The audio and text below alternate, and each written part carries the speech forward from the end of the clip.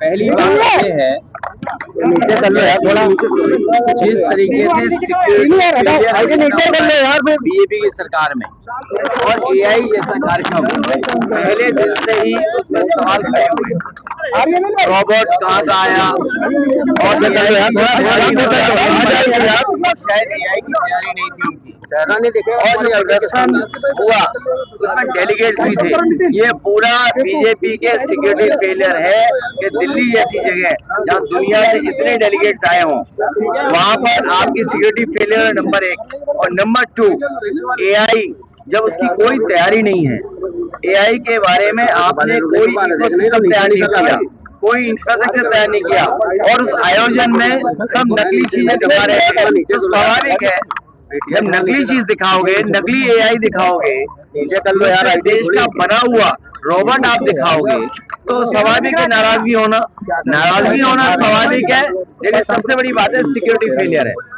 अखिलेश जी, शंकराचार्य पे मुकदमा दिखाने वाला आशीष पांडे पर यहाँ पर गोकुल जी का मुकदमा यहाँ के पंकज दीक्षित ने उनके ऊपर आवाज उठाई है। देखिए इसमें उलझो, सबसे बड़ी बात है पूजनीय शंकराचार्य जी का सम्मान हो, उनके साथ अन्याय न हो, भेदभाव न हो और उनका जो सम्मान है उस सम्मान के तरीके से चीजों को देखा जाए। लेकिन सरकार उनको अपमानित करने में लगी हुई है, सरकार उन्हें अपमानित करने में लगी हुई है। ये सरकार का लोकतांत्रिक व्यवहार नहीं हो सकता, उसका विरोध आम लोग कर रहे हैं। शंकराचार्य का अपमान कोई भी स्वीकार नहीं कर सकता। दो भागों में इससे हिंदू तो नहीं बढ़ जाएगा। देखिए हिंदू को तो कागज ढूंढने पड़ रहे हैं। हमारा पत्रकार साथी कुछ ऐसा सवाल टेढ़ा मेढ़ा कर रहा है जिससे इन्हें जानकारी होगी। ये बीजेपी वाले जो पहले एनआरसी करना चाहते थे, उन्होंने एसआईआर के बहाने एनआरसी की और लोगों को कहते थे कि मुसलमान भाइयों के हम कागज भी चेक करेंगे और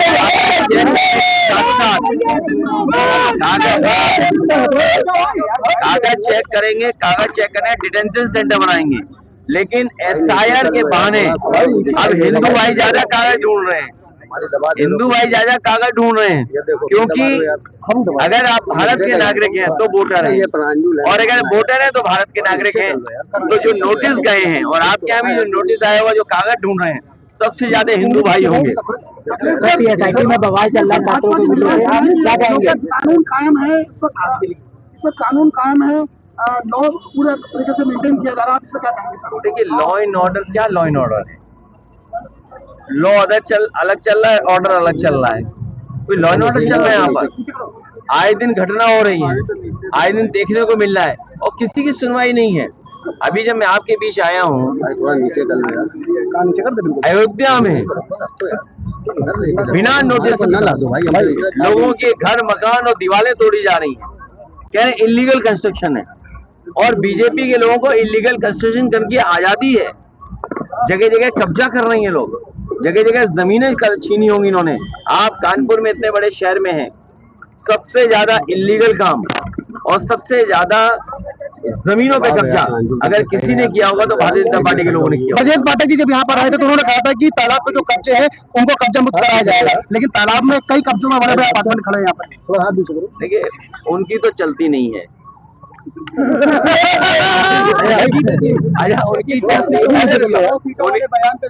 उनकी चलती होती तो आप कल्पना कर सकते हैं कि बटुक जो हमारे पूजनीय भविष्य में हमें आपको रास्ता दिखाने वाले लोग, धर्म की चीजों को समझाने वाले लोग, उनकी चुटिया पकड़ करके अपमानित हुए। और उन्होंने कहा हमारे जो डिप्टी सीएम हैं कि उन्हें महापाप पड़ेगा। और मैं अपने पत्रकार साथी को याद दिला दूं, इसी शहर के आसपास एक ब्राह्मण परिवार पे बुलडोजर चला था, माँ बेटी जिंदा जल गए थे, और हमारे डिप्टी सीएम ने कहा था कि तुम मेरे परिवार के हो, हम पूरा सम्मान करेंगे, पूरा आपका सम्मान रखा जाएगा। अरे ये डिप्टी सीएम नहीं है, ये स्वार्थ के लिए वहां बैठे हैं लोग हैं, स्वार्थ के लिए। और ऐसे डिप्टी सीएम को तो अपनी कुर्सी छोड़ देनी चाहिए। आज ट्रंप ने फिर से सर्जिकल स्ट्राइक रोकने की बात करी, भारत पाकिस्तान युद्ध के विराम की बात करी। उसने कहा हमारे कहने पर इतनी बड़ी बातें मत करो, कानपुर के मिल चले। कानपुर का बलवंत हत्याकांड हुआ था, हत्याकांड हुआ था। इधर उधर की बातें मत करो।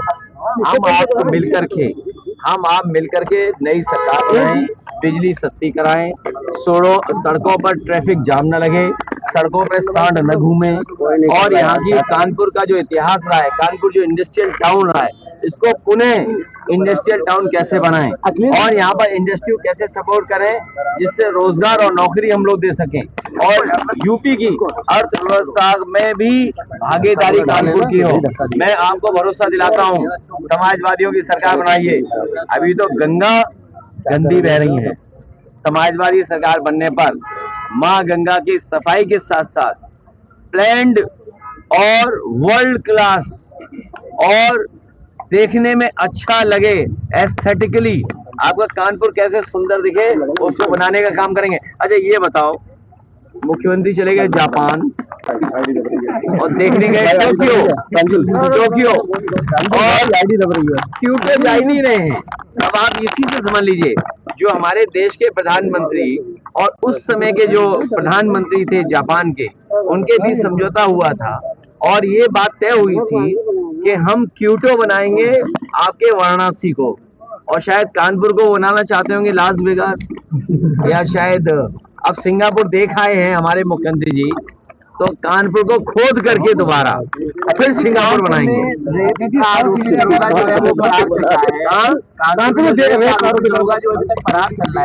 देखिए अभी फौजी का जो अपमान हुआ है, ये राष्ट्रभक्त बोलते हैं अपने आप को, ये राष्ट्रीय लोग ने जो अपमान किया फौजी की, आप सोच सकते हैं फौजी का अपमान हो और उसकी मार पिटाई की जाए, और कितनी मार पिटाई की, उसके निशान दिख रहे हैं कि कितनी पिटाई हुई है। तो ये तो सरकार का व्यवहार है। इस सरकार ने फौज के लोगों को अपमानित किया, शंकराचार्य को अपमानित किया, किसानों को अपमानित किया, बुलडोजर चला करके माँ बहन को जिंदा जला दिया, गाड़ी पलटा दी, और एक वकील हमारे नामारासी वो जेल में है। कब आगे सुप्रीम कोर्ट में बेल मिल गई है। अरे हमें उम्मीद है वो बाहर आकर के अपने कलम का जादू दिखाएंगे, और जिन लोगों ने उनके साथ ये व्यवहार किया है उनको कानूनी सजा दिलाने का काम करेंगे। शंकराचार्य के तहत 20 हद तक सभा खड़ी है।